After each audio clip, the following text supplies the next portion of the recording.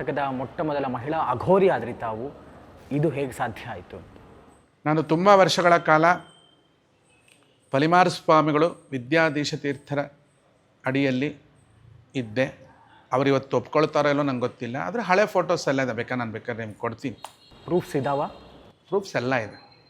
ವಿದ್ಯಾಮಾನ್ಯ ತೀರ್ಥರು ಅವರ ಗುರುಗಳು ಭಂಡಾರಕೇರಿ ಸ್ವಾಮಿಗಳು. ಅವರು ನನ್ನ ಅಮ್ಮ ಅಂತಲೇ ಕರಿತಾಯಿದ್ರು, ಅಪ್ಪೆ ಅಂತ ಕರೆಯೋರು. ಬೆಳ್ಮಣ್ ಮಧ್ವರಾಯ ಭಟ್ರು ದೊಡ್ಡ ಜ್ಯೋತಿಷಿಯವರು.